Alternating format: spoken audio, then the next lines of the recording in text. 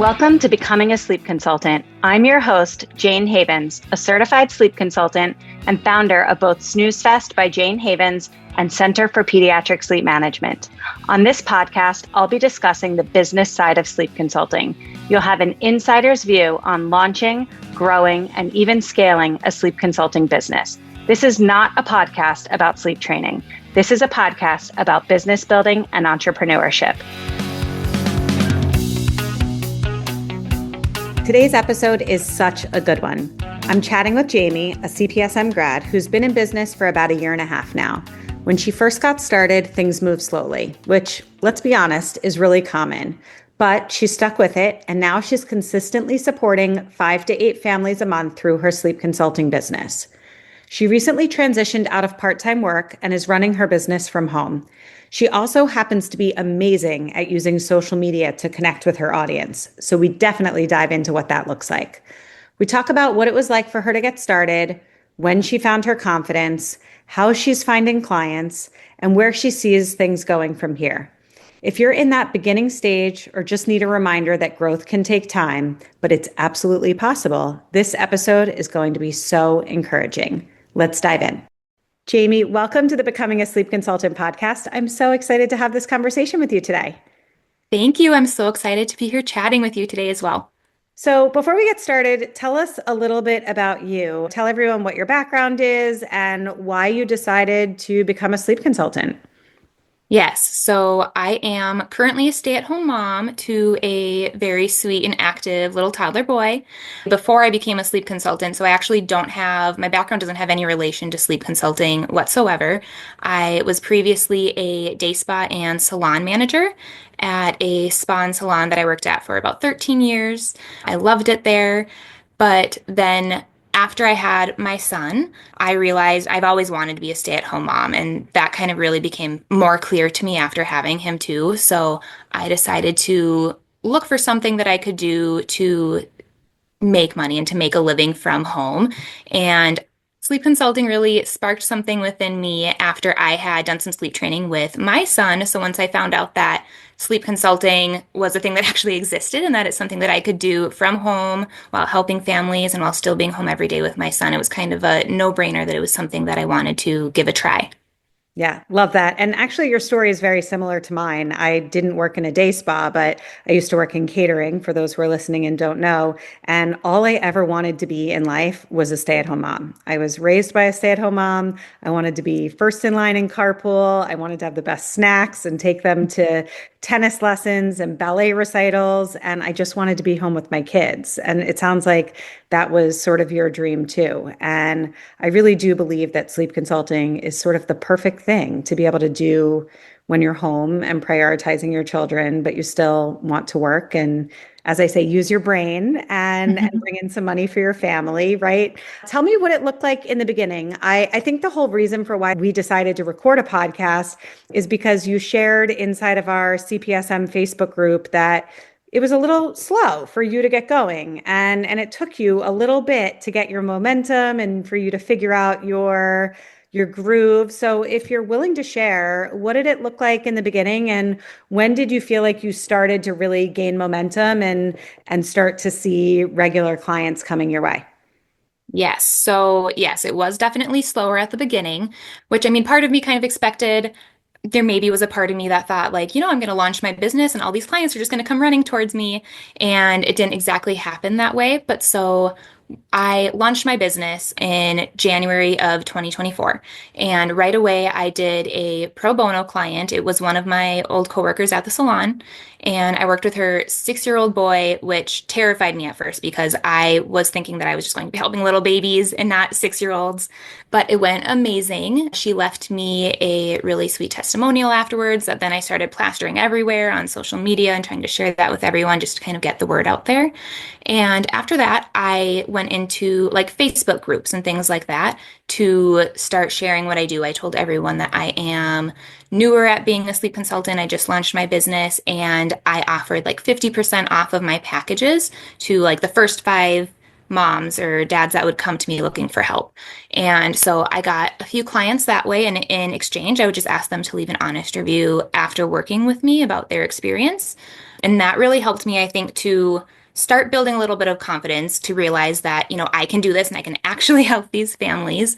And just to, like I said, get those testimonials out there so that other families can then hopefully trust me to help them with their baby's sleep.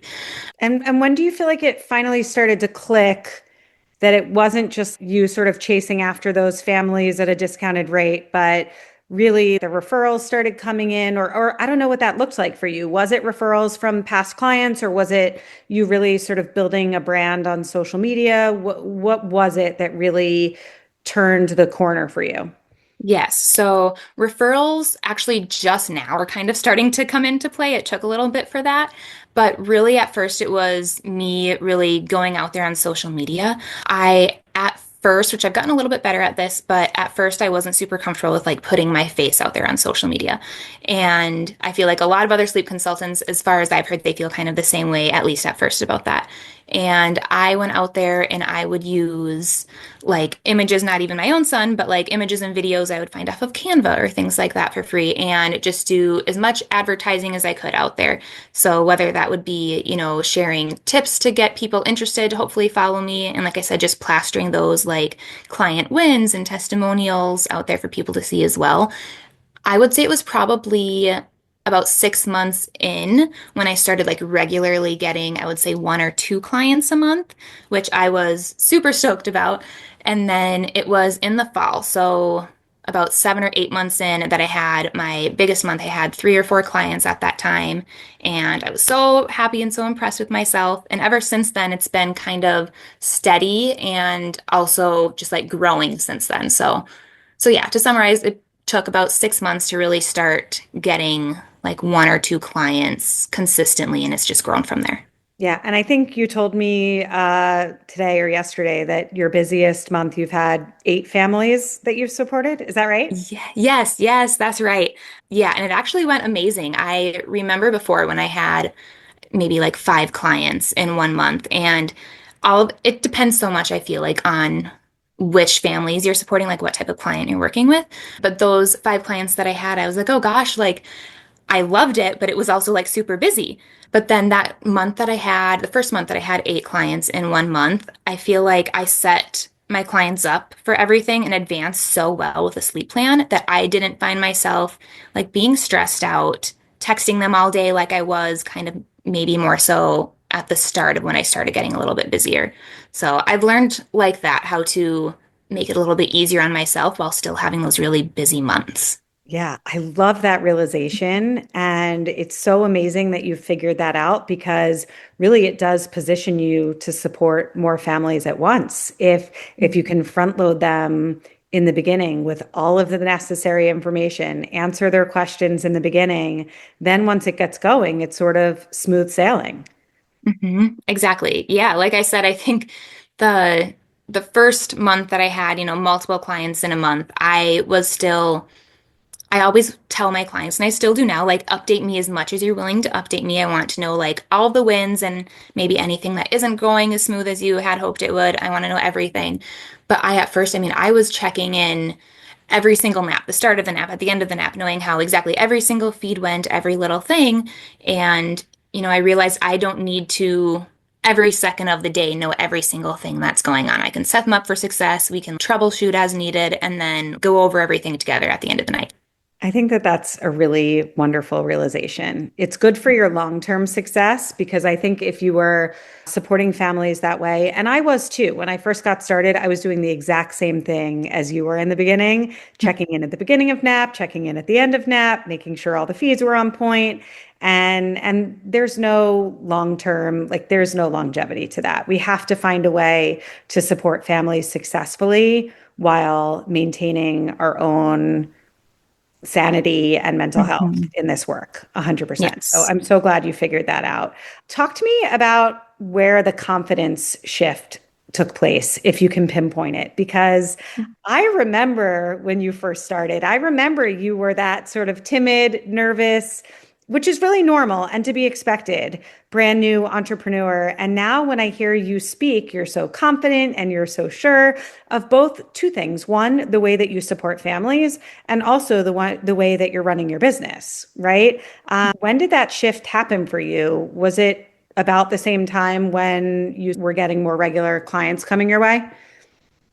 Yes, I would say so. So confidence, like professionally, or confidence with me supporting families, I think really started to get better when after I had supported like a few clients that paid full price. And I think the reason for that is because, I felt like I was helping them 100% and I knew that I knew what I was doing and I could get them to where they wanted to be, but it took a few clients to like really pay the full price to give me an amazing review afterwards and like really just tell me how much I changed their lives. I think I'm a person that like I second guess everything and that's just the way that I am. So the reviews, first of all, I'm always asking parents to please leave an honest review afterwards.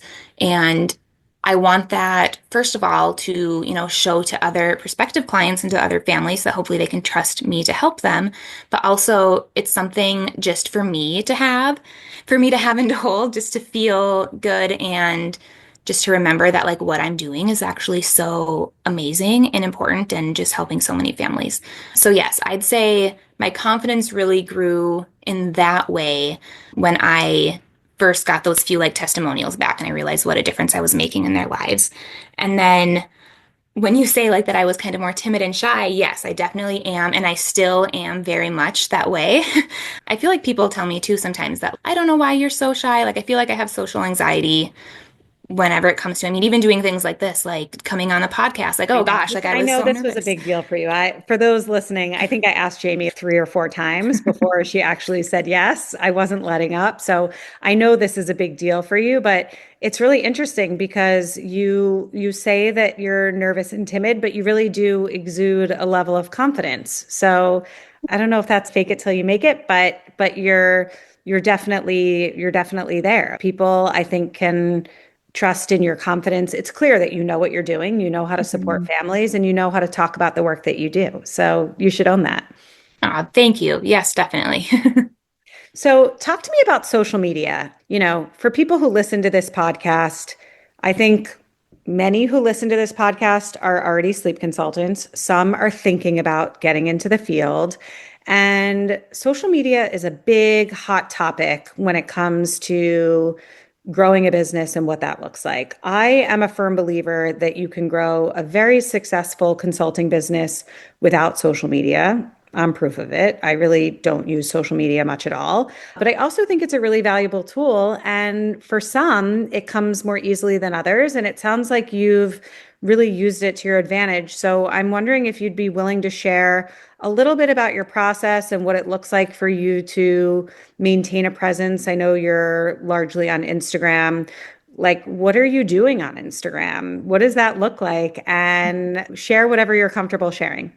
Yes, definitely. So I will say too at first I really had plans to make all these local connections and everything. And that's something that I was so interested in. But then, like I said as well, like that's something for me, it doesn't come super naturally. I feel like I'm good at doing it, but it doesn't help the fact that it still just makes me so nervous inside to do those things.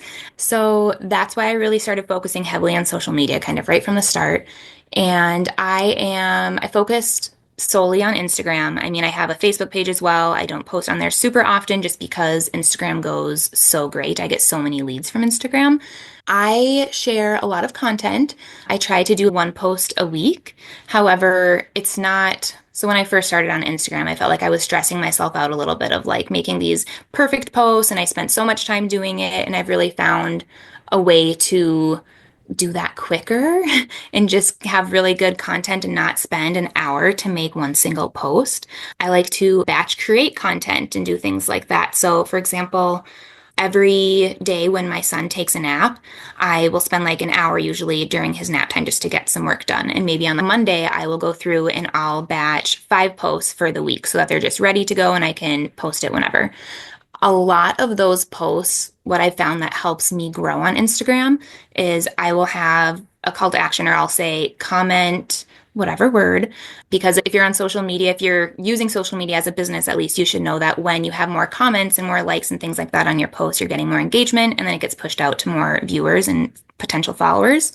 I will have them comment a word to get a freebie sent to them. So that's kind of how I started doing this. And with that, I've now grown my email list. So when they get a freebie sent to them, they get added to my email list. I collect an email for them to get that freebie.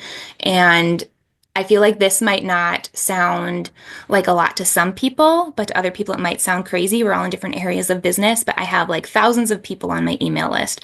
And I feel like that's something that I'm just so proud of. You should And be. You should be very uh, proud of that. Are you willing to share how many thousands? I'm just curious. Like 2,000 is um, different than 10,000. Either way, it's amazing. I know I'd have to go to look right now. I think I have like 4,300 something. It's something like that. Yeah. That's incredibly impressive, considering Thank that you've you. been in business for what, a year and a half? Just for reference, for anybody listening who has no idea what that even means, I have probably 5 or 6 thousand people on. I only have an email list for CPSM. I don't really send emails. Well, I have an email for Snooze Fest. I just don't really use it. But my CPSM email list is, 5 or 6 thousand people, and CPSM's been around since 2019. So, just for reference, like that's really impressive. That's incredible. You should be really proud of yourself. Awesome. Thank you. Yeah, I feel like I've really learned different strategies to use on Instagram to help grow that email list. And I think now what I'm kind of focusing on, like I grew that email list pretty big, and now I'm just really trying to focus on how I can nurture that email list and like turn them, they're already leads. Like they're already, I know they're interested in my help, they want help. It's just kind of how I can prove to them that, it's worth the investment, that I can help them get from point A to point B. I love that. I'm so proud of you. I had no idea that you had an email list until Yeah. literally right now. I love these conversations because I always learn new things about my students and grads. So let's talk about that for a second. You have an email list, you're opting people in with a freebie, they're being nurtured on your email list. Is the main goal to get them to work with you one to one, or do you have a lower priced offer, whether it's group coaching or an online class? Do you have anything like that yet, or is that in the pipeline for the future? Yeah, so I have a few things. First, I have a newborn sleep shaping course or class that I created. So I have that I aim for like 0 to 13 weeks, just because I usually say that I start my program at 14 weeks. So any babies under 14 weeks, I recommend that they do my newborn sleep shaping class. It's so incredibly helpful, and I've got great feedback from clients from it. But it was really such a simple thing for me to make. Like I just did this presentation on Canva and it was amazing. So I have that. And then I also have my 2 week support program. So that's my signature one-on-one coaching program. And then I also have a DIY program as well. And so that's something, it's half the price of my 2 week support program. And basically, I still do the full sleep assessment with them. I still do a customized plan, step-by-step instructions, what they need to do. And I lay that all out for them. Super simple. It's just there's no phone call and tech support every day for that. Instead, I offer them an email correspondence with me just to ask any questions if they have anything that needs to be clarified regarding their plan. I do have actually a sleep training course that I have been working on for longer than I should have been. I should have launched it by now. I kind of put it on pause for a little bit, but so I have that as well that I'm wanting to put out there pretty soon. Right now, what I'm kind of focusing on, like I said, is just like getting all of those leads and people onto my email list. So, for example, I just started a new free training that I'm going to be launching hopefully within the next couple of days here. So, just kind of all those fun little freebies, little tips to share to help get people onto my email list. So people who are listening to this can't see my face, but I'm literally smiling ear to ear. In a year and a half, for you to have accomplished all of this, in my mind, is just extraordinary. I think you should be so proud of yourself. And, if we think back to the first 6 months of your business where we started this conversation, how you felt like things were off to a slow start and you weren't really sure how to go about all of this. It sounds like you're figuring it out and it sounds like you're making it happen. And I'm wondering if you have any ideas, like if you're a year and a half in, do you have any thoughts on where you might be another year and a half from now? At the 3 year mark, what do you anticipate your business might look like? Or what do you want or hope for your business? Yes. So, I mean, I guess in terms of, well, I guess just in terms of business for like profit and things like that, I've been meeting my goals or exceeding my goals every time that I set like a new business goal, goal, whether that's just like in profit or terms of how many families I've helped throughout the year. So really just continuing to grow that and just meeting all of my goals. But also I think too, I feel like I don't, so I'll be honest, I probably work maybe 10 hours a week. So I mean, I'm barely even like part-time with what I'm doing right now. But I mean, it would be amazing to really get things even more automated so that I'm spending even less time doing all those little things. And I think too, part of that is, once I figure out how to really nurture that email list that I was talking about, then I can kind of ease off on the Instagram a little bit. I feel like I really built my Instagram to be really great. And I think that at some point I'll be able to, yeah, just ease off of that a little bit and put that focus into something else. Yeah. It's all about building a business that fits into your life. And that sounds like it's exactly what you're doing. Mhm. Yeah, I'm jealous. definitely. 10 hours a week. Good for you. That's amazing. That's incredible. I mean, I think you've built, I always say like it's really hard to build a full-time business on part-time hours, which I think is what a lot of people sort of dream of. They want a Mhm. side hustle, but they want it to bring in full-time hustle income. And I think that sometimes that's really hard to do, but it sounds like you're on your way there, which is incredible. What advice would you have to share for people who are just getting started, either people who are thinking about getting into this field or people who maybe are in our CPSM community or others that are brand new? What advice can you share? Maybe something that you would have loved someone say to you way back when. Yes. So I think I'll start by saying, like you said, at the first few months of my journey after I had launched my business, I was definitely in the CPSM Facebook group. I was posting all the time, asking for tips on how to get clients. And I think just take a breath. Like you'll get there. If you are in that phase right now, I have total faith that you'll get there as long as you just keep staying consistent, keep showing up, keep trying to sell, keep trying to learn and grow in whatever way feels good to you. So whether that is like out there making connections with other individuals, or if that is just focusing on social media, also don't be, I guess, afraid to, for example, I started with that pro bono client and then discounted clients as well. Don't be afraid to start like that, just to kind of gain some momentum. That also built my confidence so much doing that. And then afterwards also don't be afraid to raise your prices after that too, because I mean, where I started, my full price was, I mean, so much less than what I'm doing right now.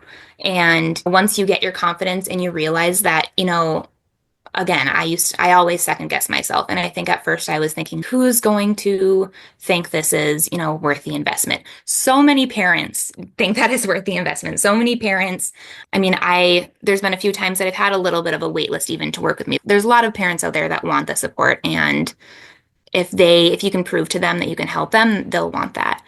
And then also, if you're thinking about becoming a sleep consultant, I think if you have, first of all, any interest, I mean, in baby sleep, of course, obviously, I became super interested in it after getting zero sleep with my son and learning what sleep training really was.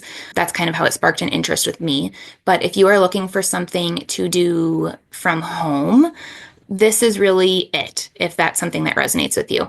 I I had searched so many different things. I mean, my own little money-making blog I tried to start one time and doing different little things like that. And, it never really worked and it never felt right. And it never felt like I was doing something that I could be proud of. And I feel like sleep consulting, it is something I can be proud of, not just the business, but the fact that I'm helping all these families as well. It just feels amazing. And just the fact too, I could go on and on, but just the fact too that you can set your own rules. It's your own business to build. If I work 10 hours a week right now, that looks like me working for an hour a day every day of the week during my son's nap. And then here and there, I'll do like an hour after he goes to bed. And if you have more free time than that too, I mean, you can really, really grow your business. You just got to put a little bit of that time into it, whatever fits into your schedule. Making me proud. So proud of you. Congrats on your success. This is just the beginning for you. I know that you're just getting started. Where can people check out your website, maybe follow you on Instagram and connect with you if they want to seek out support or just learn more from you? Yeah, so my website is restedresults.com.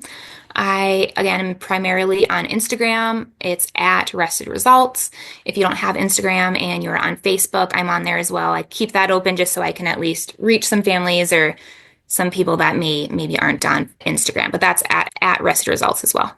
Perfect. Jamie, it was so great chatting with you. Thank you for coming on the podcast. Even if I had to beg, you did great. And we'll have to check in a year or so from now. Yes, that sounds great. Thank you for having me. It was so fun. Thank you so much for listening to this episode of the Becoming a Sleep Consultant podcast. If you enjoyed today's episode, it would mean so much to me if you would rate, review, and subscribe.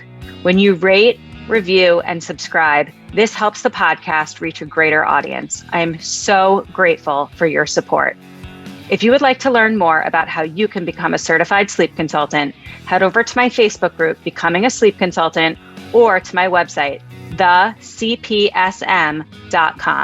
Thanks so much, and I hope you will tune in for the next episode.